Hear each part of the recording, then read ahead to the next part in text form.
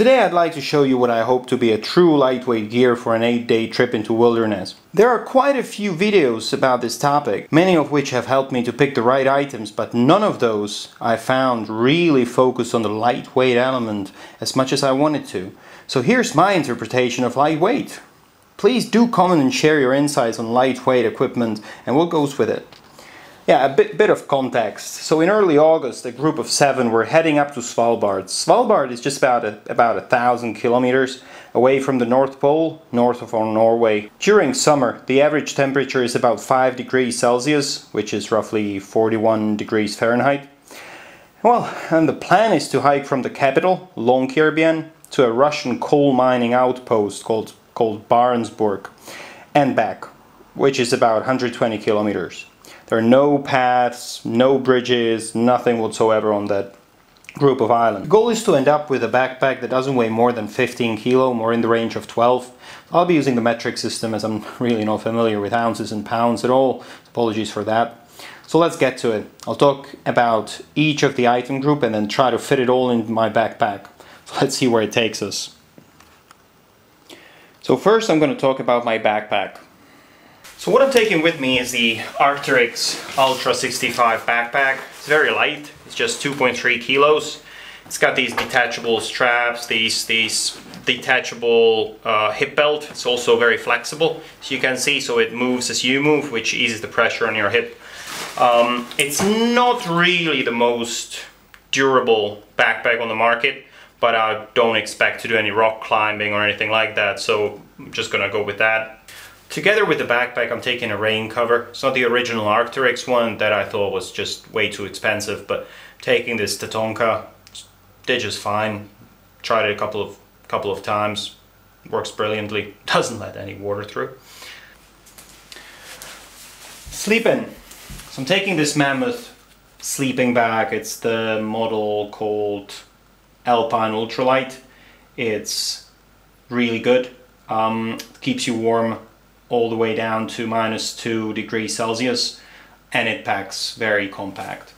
Taking this Therm-a-Rest inflatable mat is the smallest mat on the market, I believe. It's 350 grams. Look how small it is. It's basically like an Nalgene liter bottle, so that's brilliant. Now you might wonder, where's the tent? Now we're taking a tent for 3, and each of us is taking his bit and his backpack. That's how we're going to do it. Now I don't want to spend too much time on talking about clothes, so let's just get over it quickly. I'm taking 2 pairs of woolen socks, like the brand Falke, spelled F-A-L-K-E. Taking some underwear, again merino wool. Trekking pants from Arc'teryx, some pretty lightweight ones. So then I'm taking some leggings, again made of merino wool. I've had just the best experience with this material. Taking some short sleeve and long sleeve, again merino wool t-shirt. Some gloves, very thin, just for kind of, you know, when doing something around the tent, and a cap. Then to keep me warm when we're not moving, down jacket, windstopper jacket, Gore-Tex Pack-Lite shell jacket. Rains pretty frequently on Svalbard. And then taking these waterproof pants as well, to just kind of put them over the trekking pants when it starts raining. Then in terms of shoes, I'm taking these hiking boots. They're the Hanwag Alaska. In terms of food, I'm taking enough portions of this freeze-dried food to take me through the 7 to 8 days. Now, in addition to that, I'll be taking just some normal dark bread, some cheese, salami for the first couple of days to eat that for breakfast. I'll be also taking some monkey bars or some other protein bars, but not too many, I guess. So let's talk about cooking. To cook on, I'm taking this Snow Peak titanium pot. It's very light, 1.4 liters, big enough to make water for 2 people at least. Then I'm taking the Optimus Vega stove. I love this stove. Absolutely brilliant. Very lightweight, very stable, very efficient as well. You can put a windscreen around it. And taking this to light it up. You see, works, lightweight. Then to make some coffee, taking this outdoor, well, not sure it was intended to be an outdoor French press. Makes really good coffee. You just need hot water, obviously. Then Sea to Summit bowl, very practical.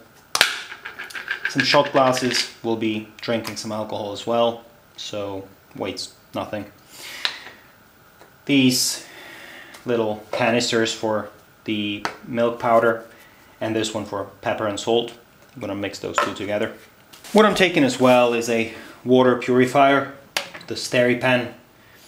It's really good, really good. You just need 4 AA batteries to power it, and then you stick it into the Nalgene bottle and purify a liter of water within 45 seconds. There is also a filter that comes with it.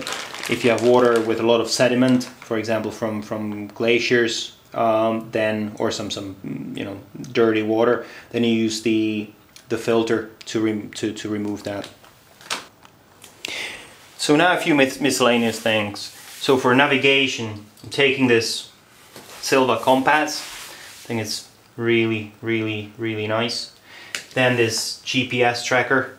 It doesn't have a map. It doesn't show you where you are on a map, but when you have a paper map, this tells you your coordinates, and then you can find your location pretty precisely on the paper map. Taking an older Canon G12 camera, some lithium batteries for the water purifier, snap hook, spare shoelaces, a very loud whistle. It's the Acme whatever Tornado, something like that. Then very important, taking a solar charger. There is a little battery in here, a rechargeable battery, and then so basically you strap this on your backpack, and throughout the day you recharge the battery, and then you get kind of one recharge cycle for your cell phone or for your GPS device or anything you need. Then taking this repair kit for the inflatable mat, some duct tape, some snap hook, some spare straps, and for the hip belt. Here are the straps, very lightweight, from Sea to Summit.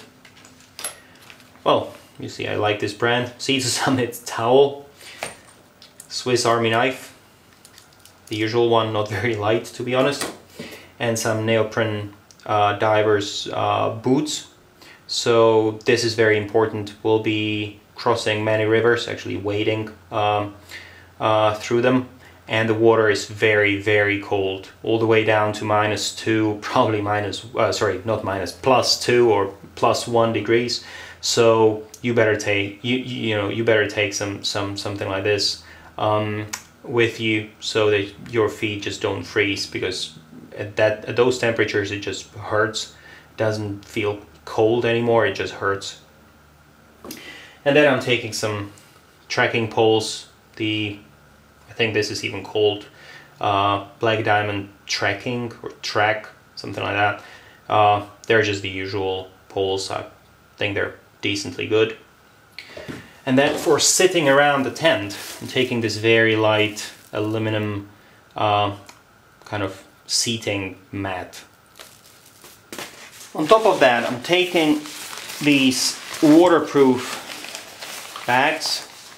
I'm gonna put my underwear and my sleeping bag in it, so if I were to fall into water or go for a little swim, my sleeping bag and the underwear would still remain dry.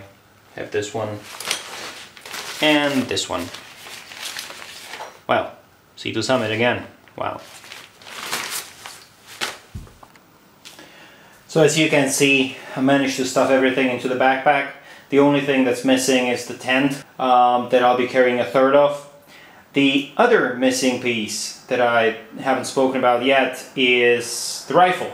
So on Svalbard, you're obligated to carry a hunting rifle against polar bears. There is a population of roughly 4,000 polar bears on that island.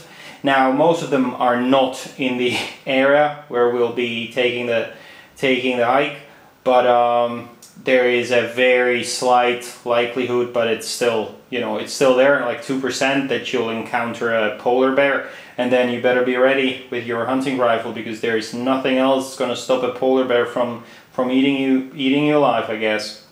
And that is an additional 5 kilos on top of this. Obviously, in our group we'll have just one rifle, so it's gonna be basically just one day out of the 7 or 8 carrying a rifle. So that's it. I hope you enjoy the video. I'll be happy if you share any comments or insights or any ideas, or, you know, different views on the topic than what you've just seen. And yeah, I'll get back to you when I'm back from Svalbard. Take care.